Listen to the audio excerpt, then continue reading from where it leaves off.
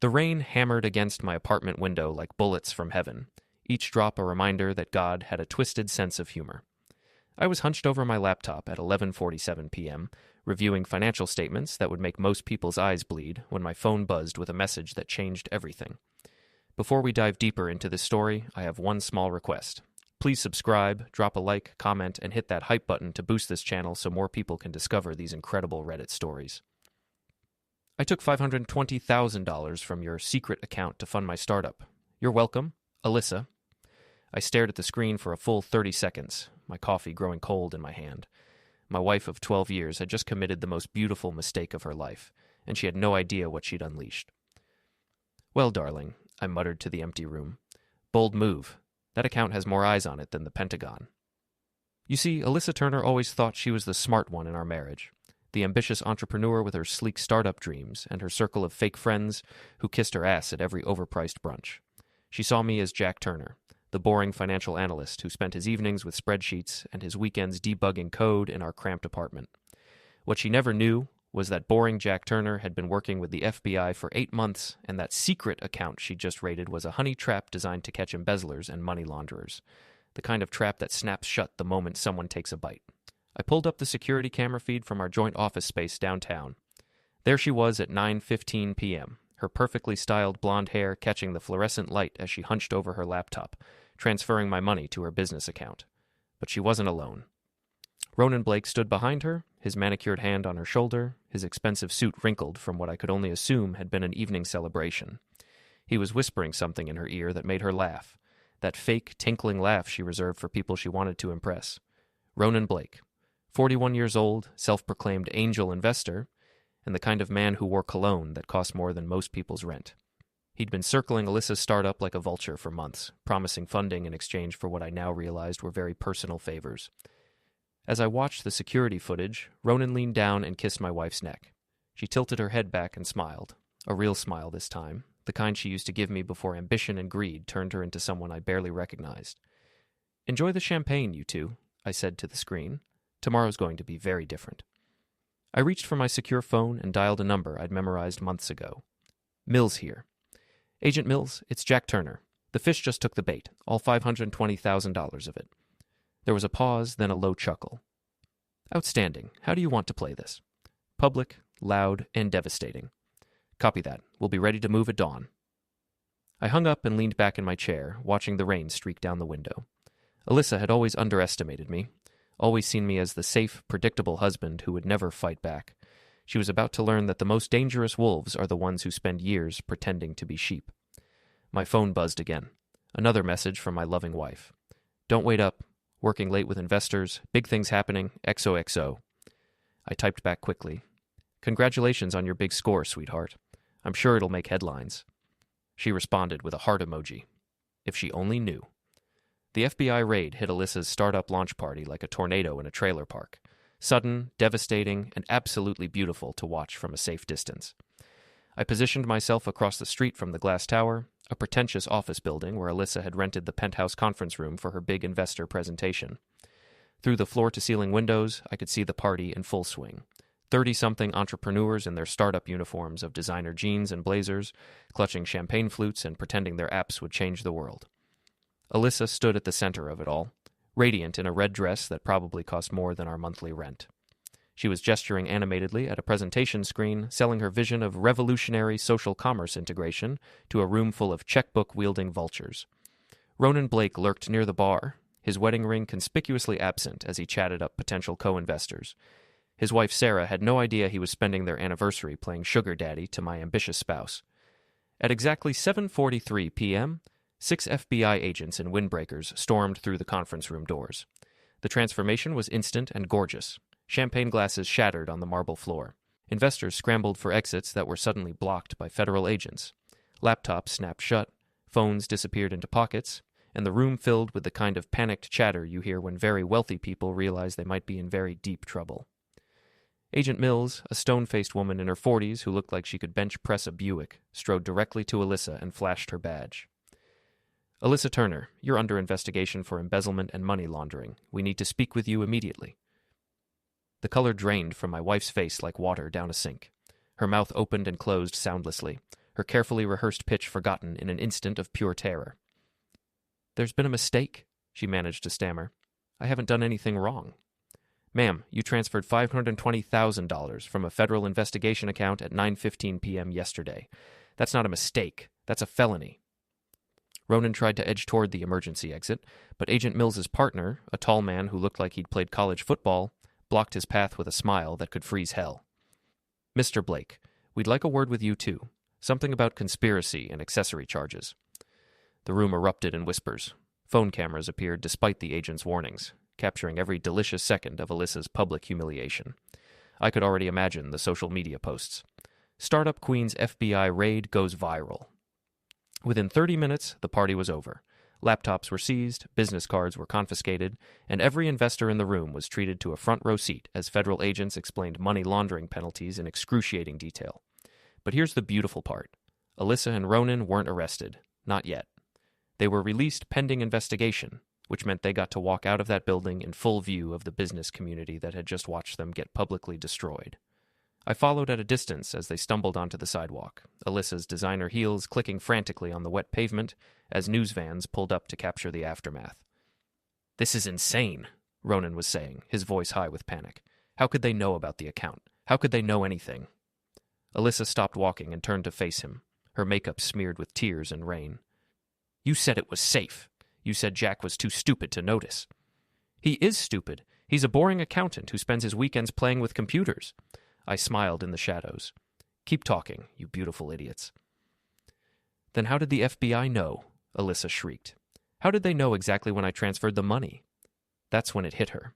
I could see the realization dawn on her face like a sunrise made of pure horror. "Oh, God," she whispered. "Oh, God, he set us up." Ronan grabbed her arm. "That's impossible. Jack doesn't have the balls or the brains to—" "He's been planning this!" Alyssa's voice rose to a pitch that made nearby pigeons take flight. "He knew about us. He knew about everything." I pulled out my phone and started recording as my wife had her complete meltdown in the middle of downtown, rain soaking through her expensive dress while news cameras rolled and social media exploded with hashtags like Yarder Startup Scam and Yodsower FBIR Raid. By morning, the story would be everywhere. Alyssa's carefully constructed image as a brilliant entrepreneur would be replaced by mugshot-style photos and speculation about federal charges. Her investor network would evaporate overnight, her business partnerships would crumble, and her social media following would turn into a mob of trolls and critics. But I wasn't done. Not even close. As I watched Ronan's Porsche speed away with my sobbing wife in the passenger seat, I pulled out my regular phone and sent a text to an old friend. "Derek, it's Jack. Remember that favor you owe me? Time to collect?" The response came back immediately. "What do you need, buddy?" "A tow truck and a very public parking job. I'll explain tomorrow." Phase 2 was about to begin. The next morning brought a symphony of destruction that would have made Beethoven weep with joy. I woke up to 17 missed calls from Alyssa, 12 voicemails that ranged from tearful apologies to screaming threats, and a text message that simply read, "We need to talk now." Instead of responding, I made coffee and opened my laptop to check the overnight damage. The FBI raid had gone viral exactly as I'd hoped. And startup scandal was trending on Twitter, complete with shaky phone videos of Alyssa's meltdown and professional headshots of her and Ronan with "under investigation" stamped across them. The local business journal had already published a scathing article titled "When Angel Investors Become Fallen Angels," featuring quotes from anonymous sources, who questioned Ronan's investment practices and Alyssa's business ethics. But the real masterpiece was brewing in the group chat screenshots that had somehow leaked to a gossip blog overnight. You see, Alyssa had always been careless with her phone, and she'd never changed her cloud backup password from our anniversary date. Every catty message she'd sent to her entrepreneur girlfriends, every cruel joke about boring husbands, every detailed description of her affair with Ronan, all of it was now public entertainment. My personal favorite was a message thread from 3 weeks ago. "Alyssa, God, Jack is so pathetic in bed, like watching an accountant try to salsa dance. Margot, at least he pays the bills while you're building your empire. Alyssa, not for much longer. Ronan's going to fund the startup and my divorce lawyer. Margot, you're terrible and I love it. Just don't let Jack find out before you're ready. Alyssa, please. He couldn't find his own ass with both hands and a GPS. I could rob him blind and he'd thank me for the convenience." The internet had a field day with that one. By noon, I was ready for the next phase. I drove to Blake Motors, the luxury car dealership that Ronan owned and operated when he wasn't busy playing venture capitalist with other people's wives. I found him in his office, slumped over his desk like a deflated balloon. His usually perfect hair was disheveled, his expensive suit wrinkled, and he was clutching a bottle of antacids like a rosary. "Hello, Ronan," I said, walking in without knocking. "Rough night?" He looked up with bloodshot eyes that widened in recognition and terror. "Jack, Jesus, you scared me. What are you doing here?" "Just wanted to see how you're handling your 15 minutes of fame." I settled into the chair across from his desk, making myself comfortable. "Nice article in the Business Journal, by the way. I especially like the part about questionable investment practices. Very catchy." Ronan's face flushed red. "You son of a bitch. You set us up." "I prefer strategic planning, but sure, let's go with that." He stood up abruptly, his chair spinning backward. "You can't prove anything. That money was transferred legally." "From a federal investigation account that you and my wife thought belonged to me personally," I smiled. "Tell me, Ronan, how does it feel to be the starring attraction in a money laundering case?" "This is harassment. I could call the police." "Please do. I'm sure they'd love to hear about your affair with a federal suspect." That deflated him quickly. He sank back into his chair, suddenly looking every one of his 41 years. "What do you want, Jack? Justice? Entertainment? Maybe a little old-fashioned revenge?" I leaned forward. "But mostly, I want you to understand something very important. You picked the wrong man's wife to screw." I stood up and walked to his office window, which overlooked the dealership's premium lot where rows of Porsches, BMWs, and Mercedes gleamed in the afternoon sun. "Nice collection you have here. Must be worth, what, 2 million? 3? "Jack, please, I know you're angry, but—" "Angry?" I turned back to face him. "Ronan, I'm not angry. Angry is what you feel when someone cuts you off in traffic. What I feel is much more focused." I pulled out my phone and sent a quick text. Within minutes, I could see Derek's tow truck pulling into the lot below. "What's happening?" Ronan rushed to the window. "Why is there a tow truck on my lot?" "Funny story," I said, checking my phone for the confirmation message I'd been waiting for. "Turns out your wife Sarah filed for divorce this morning, and according to her lawyer, she's claiming half of everything, including the business assets." Ronan's face went white. "That's impossible. Sarah doesn't know about your affair?"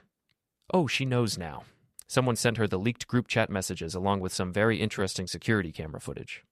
I showed him my phone screen, where a video played of him and Alyssa in a passionate embrace outside the glass tower building. "The timestamp shows this was taken 3 hours after you told your wife you were working late on inventory management. Sarah's lawyer found it very educational." Ronan collapsed into his chair like a marionette with cut strings. "You've destroyed my marriage, my business, my entire life." "No, Ronan, you destroyed your life. I just made sure everyone got to watch." As I walked toward the door, I paused and looked back at the broken man behind the desk. "Oh, and Ronan, you might want to check your parking lot. I think your wife's lawyer sent someone to repossess a few assets." I left him there, staring out the window at the tow truck that was already hooking up his prized Porsche 911, and walked out into the sunshine with a lightness in my step that I hadn't felt in years. But I still wasn't finished. The best was yet to come. The call came at 3 a.m., jarring me from the first peaceful sleep I'd had in months. "Jack, it's me. We need to talk." Margot Vance, Alyssa's best friend, business partner, and the woman I was beginning to suspect, had orchestrated this entire disaster from behind the scenes. "It's 3 a.m, Margot. I know what you're doing to Alyssa and Ronan. I know about the FBI, the leaked messages, everything." I sat up in bed, suddenly very awake. "Do you now?" "Meet me at Riverside Park in 1 hour. Come alone." The line went silent. Margot Vance was 35 years old, Harvard MBA, and the kind of woman who could smile while she stabbed you in the back. She'd been Alyssa's business partner for 3 years, always lurking in the background of every major decision, every investor meeting, every strategic pivot. I'd never liked her, but I'd never suspected her of anything more than garden-variety corporate ambition. Now, as I drove through the empty streets toward our midnight rendezvous, I was beginning to wonder if I'd been playing checkers while she'd been playing chess. Riverside Park at 4 a.m. was a noir movie come to life. Fog rolling off the water, streetlights creating pools of yellow illumination, and shadows that could hide any number of secrets. I found Margot sitting on a bench overlooking the river, her designer coat pulled tight against the morning chill. She looked up as I approached, her face pale but determined. "You've been busy, Jack?" "Just cleaning house." I sat down beside her, maintaining careful distance. What's this about, Margot? It's about stopping this before it goes too far. Alyssa made a mistake, yes, but she doesn't deserve to have her entire life destroyed. Interesting perspective from someone who helped her steal $500,000. Margot's laugh was sharp as broken glass. Is that what you think happened? That Alyssa just woke up one day and decided to rob you? Enlighten me. She turned to face me fully, and in the dim light, I could see something calculating in her eyes that made my skin crawl. Alyssa didn't know about your FBI arrangement, Jack, but I did. The words hit me like a physical blow. What? I've known for months. You're not as clever as you think you are. Your secure communications with Agent Mills, your careful financial monitoring. I've been watching it all. My mind raced through the implications. That's impossible. The FBI thinks they're running a sting operation on random embezzlers. They have no idea they've been manipulated into targeting specific people for very personal reasons. I felt the world shift beneath me like quicksand. You set this up. You manipulated Alyssa into taking the money. I suggested she needed a bold move to secure her startup funding. I may have mentioned that you had a secret account that you were hiding from her. I certainly encouraged her relationship with Ronan, knowing it would make her more desperate and reckless. Why?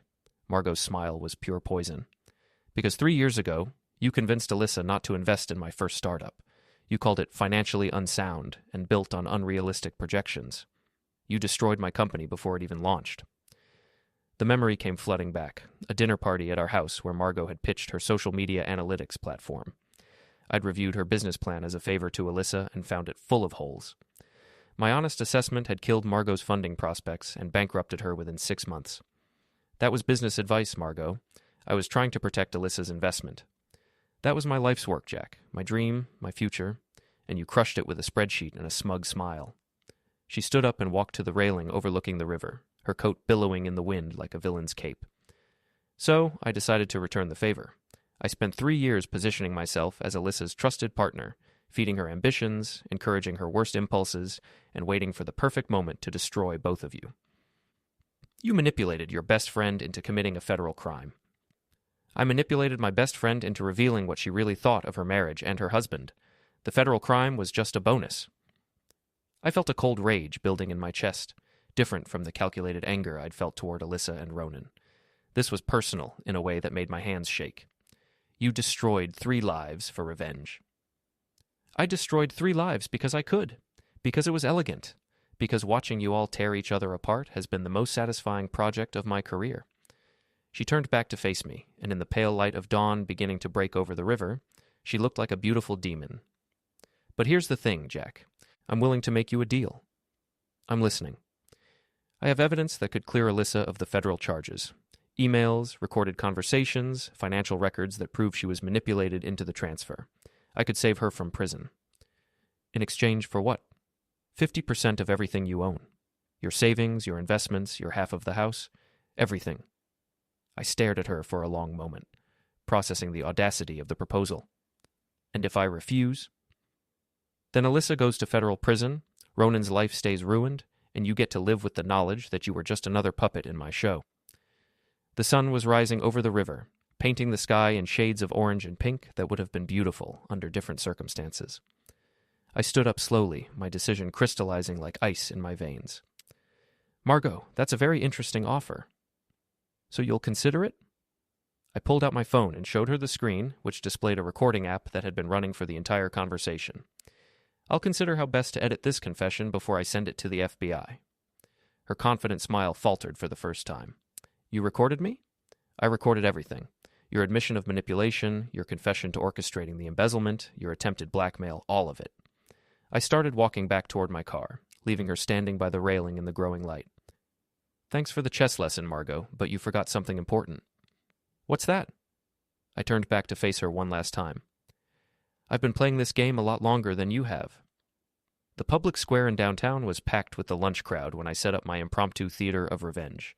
Street performers, food trucks, and office workers on their break created the perfect audience for what I had planned. I'd spent the morning making calls, sending messages, and arranging what I liked to think of as my masterpiece.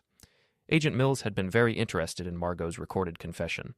The local news stations had been intrigued by my promise of major developments in the startup scandal story. and my old friend Derek had been more than happy to help with the final logistics. At exactly 12:30 p.m., they all arrived as planned. Alyssa came first, her designer clothes replaced by jeans and a wrinkled sweater, her perfect hair pulled back in a messy ponytail. 3 days of public humiliation and federal investigation had stripped away her polished veneer, revealing the desperate woman underneath. Ronan appeared 5 minutes later, looking like he'd slept in his car. His wife had changed the locks, frozen their joint accounts, and filed a restraining order. His business was under investigation, his assets were being seized, and his reputation was destroyed. He was exactly where I wanted him. Margot arrived last, her confidence intact despite our early morning conversation. She still thought she was the smartest person in the room, still believed she could manipulate her way out of any situation. They stood in an awkward triangle near the fountain, each one avoiding eye contact with the others, while curious onlookers began to gather. I'd positioned myself on the steps of the courthouse across the square with a perfect view of the drama about to unfold. "Ladies and gentlemen," I called out, my voice carrying across the square, "thank you for joining us for this afternoon's entertainment." Heads turned. Phones came out. The crowd began to grow as people sensed something interesting was about to happen. Alyssa spotted me on the courthouse steps and started walking in my direction, her face flushed with anger. "Jack, what the hell is this? What are you doing?" "I'm providing a public service," I replied, pulling out a portable speaker and connecting my phone. "I'm going to play some very educational audio recordings for our audience." "You can't do this," Ronan shouted from across the square. "This is harassment." "This is justice," I corrected, pressing play on the first recording. Margot's voice filled the square, crystal clear and damning. "I've been watching it all. I suggested she needed a bold move. I certainly encouraged her relationship with Ronan." The crowd fell silent as the confession played, Margot's admission of manipulation and revenge echoing off the surrounding buildings. Phones were recording from every angle, live streams were starting, and social media was about to explode again. Margot pushed through the crowd toward the courthouse steps, her face white with rage. "You bastard! That was a private conversation." "In a public park," I replied. "Perfectly legal recording." The second audio file began playing, excerpts from Alyssa's leaked group chats, her cruel comments about our marriage broadcast for everyone to hear, her voice describing me as pathetic and boring while detailing her affair with Ronan. Alyssa reached the bottom of the courthouse steps, tears streaming down her face. "Please, Jack, please stop this. I'm sorry. I'm so sorry for everything." "Sorry you got caught," I said, starting the third recording. This one was Ronan's voice, captured from security footage at his dealership. "Jack is too stupid to notice. He's a boring accountant who spends his weekends playing with computers." The crowd was growing larger, drawn by the spectacle and the promise of viral content. Food truck vendors had stopped serving to watch. Office workers were calling their friends. Street performers had abandoned their acts to become part of the audience. But I wasn't finished. "Now for the grand finale," I announced, pulling out a tablet connected to the speaker system. The screen lit up with a video compilation I'd spent hours editing. Security footage of Alyssa transferring the money, Ronan celebrating the theft, Margot orchestrating meetings and phone calls, all set to a soundtrack of their own recorded voices confessing their crimes and betrayals. It was beautiful, devastating, and absolutely viral. As the video played, Agent Mills appeared at the edge of the crowd with 2 other FBI agents. They moved through the square like sharks through water, heading straight for Margot. "Margot Vance," Agent Mills called out, badge held high. "You're under arrest for conspiracy, wire fraud, and obstruction of justice." The crowd erupted in cheers and applause as federal agents cuffed the woman who had orchestrated the entire scandal. Margot's carefully constructed facade finally cracked completely as she was led away in handcuffs, screaming about lawyers and illegal recordings. But I still had one more surprise. As the FBI van pulled away with Margot inside, Derek's tow truck appeared at the edge of the square. Attached to the back was Alyssa's prized BMW, the car she'd bought with money from our joint account, the symbol of her independence and success. "No!" Alyssa screamed, running toward the tow truck. "You can't take my car." "Repo order," Derek called out cheerfully, handing her an official document. "Seems your loan payments bounced due to frozen accounts. Bank wants their property back." The crowd laughed and applauded as Alyssa's car was towed away in front of hundreds of witnesses and dozens of recording phones. It was the perfect metaphor for her fall from grace. Public, humiliating, and absolutely final. Ronan tried to slink away through the crowd, but I wasn't done with him either. "Ladies and gentlemen," I announced, "I'd like you to meet Ronan Blake, successful businessman and devoted family man." The tablet screen lit up again, this time showing the security footage of Ronan and Alyssa's affair, their passionate embraces and stolen kisses displayed for the entire crowd to see. Ronan's face turned purple with rage and embarrassment as the crowd jeered and pointed. Someone threw a half-eaten sandwich at him. Someone else started chanting, "Cheater, cheater," until the whole square picked up the rhythm. He ran. Actually ran, pushing through the crowd like a man fleeing a fire, his expensive shoes slipping on the wet pavement as he disappeared into the maze of downtown streets. The crowd began to disperse, chattering excitedly about what they'd witnessed and sharing videos on their phones. Within hours, the footage would be everywhere. News websites, social media platforms, late-night talk show, monologues. I stood alone on the courthouse steps, watching the square return to normal, feeling a sense of completion I hadn't experienced in years. My phone buzzed with a text from Agent Mills. "Margot's talking, full confession. Alyssa's charges will be reduced to misdemeanor fraud. Thought you'd want to know?"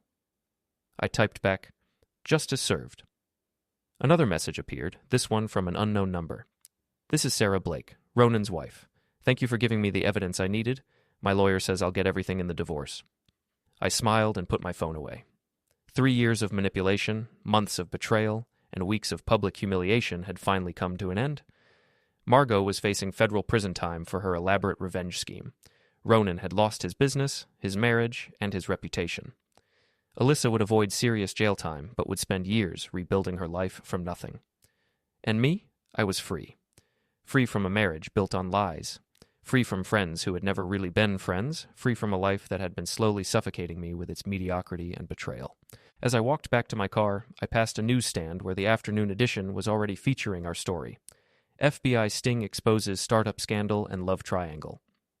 The photo on the front page showed me standing on the courthouse steps, arms crossed, looking like a man who had just won the greatest victory of his life. Because I had.